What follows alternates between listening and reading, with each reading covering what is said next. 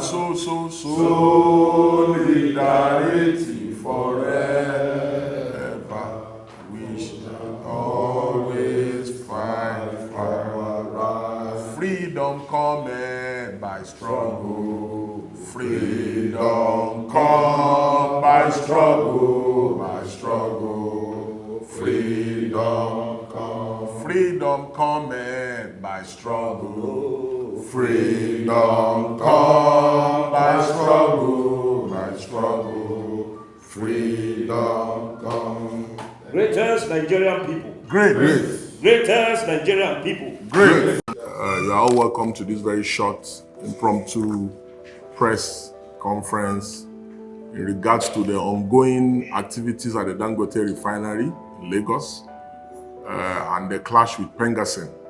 The reason why we have decided to address the nation today here from the capital city, Abuja, is because we have noticed some anti-labor policies and actions by the Dangote group. We have noticed that the Dangote group have sacked about 800 engineers and Nigerian workers in clear contravention of labor laws and also in clear violation of Section 40 of our Constitution, that these workers, they have rights. And the basis of the sack is even more annoying. The fact that these workers decided to congregate and unionize. It's not a crime for workers to want to protect their own interests. And because, when you are dealing with very big conglomerates like the Dangote group that has access to billions in dollars, individual workers cannot on their own fight for their rights. They must do so through unions. That the workers have committed no crime in ensuring that they congregate together and come together to form or join a union, that the Dangote group of companies from agriculture to sugar to fertilizer to now petroleum, that they have in aggregate about 9 unions, different unions, in many of the facilities and activities that they profile. And therefore, the group should not be an anti-workers business, should not be an anti-worker company. And this is the basis for us gathering here today, that the issues going on at the refinery exposes the bigger problem of monopoly being perpetrated by the Dangote group. The Federal Competition and Consumer Protection Act prohibits any company from abusing a dominant position to weaken competition.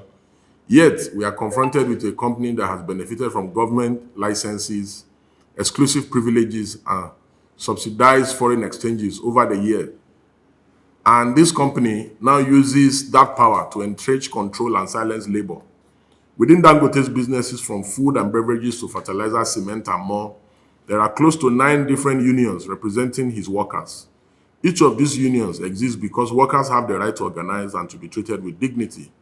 The monopolistic era of master-servant relationship is long gone, and the rights of labor must be respected. It is matter of public record that the Dangote refinery was built with extraordinary support from the federal government, from central bank interventions to preferential access to foreign exchange and other forms of government support. When a private project of this scale that was nurtured using public resources, it ceases to be purely private enterprise. And it's interesting to note that, in fact, the interest of the country, which was at 30%, magically is now 7%. Magically is 7%. That's not the purpose or the input of today's intervention. The public has every right to demand full transparency on the refinery's recruitment practices, especially where allegations of mass sackings and replacement of Nigerian staff with foreign workers have been raised. This is the Federal Republic of Nigeria, not the Federal Republic of Dangote. Nigeria is not and must not be allowed to become a private fiefdom of any corporate actor. The social contract between employer and employee and between private enterprise and the public that sustains it demands fairness, transparency, and respect for fundamental rights. There's no justification justification for sacking more than 800 Nigerian professionals simply for organizing, nor for any employer to exploit his size or state-granted advantage to silence labor. We have decided to issue these on behalf of the Save the Republic group, a public interest group that we have just come up with. And we also hope that as events unfold in the country, this group will become very vocal in organizing and expressing our views on topical issues in the country. It's important to note that, yes, that the agreement reached with the Ministry of Labor, because efforts were made in the beginning to prevent the escalation of these issues.